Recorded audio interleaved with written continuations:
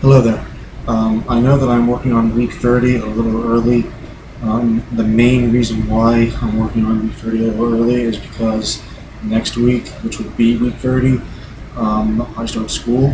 And for those of you who are in college, you'll know that the first week is like the most hectic week ever um, because of all the stuff you have to get to know and all the work you have to do. Um, so I'm going to do this a little bit earlier.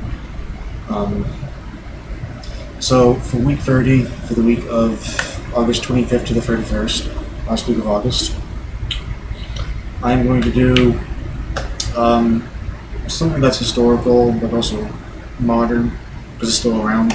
Um, it's the Iroquois Confederacy.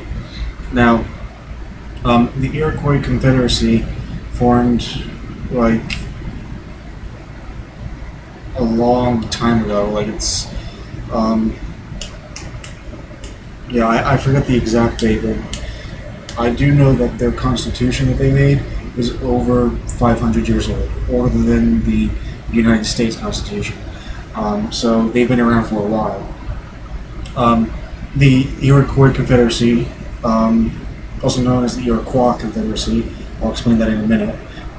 It's made up of 6 nations. It was originally 5, but in the 1800s, there was a 6th nation added to it.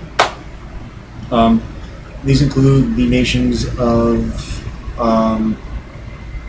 Cayuga. Well, let me pronounce these because I had to write them down because some of these are a little weird to pronounce. Cayuga, Mohawk, Oneida, Onondaga, Seneca, and Tuscarora. Um, Now, for me, I know I don't like to get personal in these videos, but for me, this is not only American history, but this is also family history to me because I am Native American and my family derives, like my dad's side of the family, my dad's father's side of the family derives from Mohawk Indians. Um, so it's not only American history to me, it's also family history. But anyway, those are the 6 nations that formed the Iroquois Confederacy, but they weren't known as the Iroquois to themselves. In their own native language, they were known as Haudenosaunee, it's pronounced. Haudenosaunee, or it roughly translates into English, the people of the Longhouse, because of their long houses. Because they lived in mainly Canada and New York State. As come fall time up to the springtime, it's extremely cold in that region. And instead of teepees like the Plain Indians would have, they would build long houses out of wood, and they would have like smoke coming out of them in fires, to keep them warm during the cold winter. So that's why they're known in their own language as the people of the longhouse, because they made those long houses to live in instead of teepees that the Plain Indians did. Okay. Like I said before, the location of these is mainly in New York State and Eastern Canada. You'll find a lot of the 6 tribes in New York State.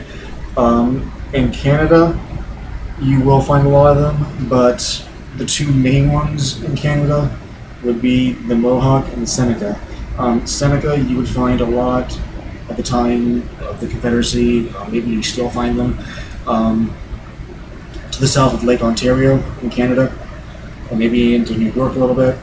And even though Mohawks were in New York, the majority of Mohawks were in Quebec and Eastern Ontario at the time this formed.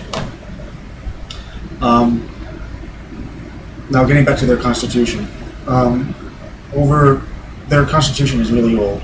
It's over 500 years old, and it goes, it talks about their government, their tribal government, how chiefs should, like what the duties of chiefs are, what the council has to do, stuff like that. And like I said before, it's over 500 years old. And believe it or not, it was based off, well, not based off, but the United States Constitution was based off of the Iroquois Confederacy Constitution. Benjamin Franklin was interested in the Iroquois Confederacy, and when he was at the Constitutional Convention in 1787, he helped put a lot of those Iroquois Confederacy principles into our Constitution, our U.S. Constitution. Now, what was I going to say next? I'm blank for a minute. So anyway, those are like the basics of the Iroquois Confederacy. Of course, as all Native American tribes, they did side, with different factions. Like for instance, my tribe, the Mohawk tribe, during the American Revolution, they sided with the British, and because the British said, hey, we're having a little trouble with these colonists. If you help us defeat these colonists, we'll, leave your land, or we'll give you land, and you can live in peace, which, as we know from American history, was often a white man's lie. And the Mohawk Nation, I don't know if they suffered a lot after the British loss, but I don't know. But I do know that there was one Mohawk chief at the time. His name was, his Anglicized name was Joseph Brant. And believe it or not, my family is related to him, oddly enough. This Joseph Brant was a Mohawk chief, and he would help the British attack American colonists in like Upper New York and Pennsylvania. He would come down from like Canada and New York and attack colonial armies and stuff. And he was, because of this, he was like well revered by the British people. Like the British Army really liked him because he fought so well for them and stuff like that.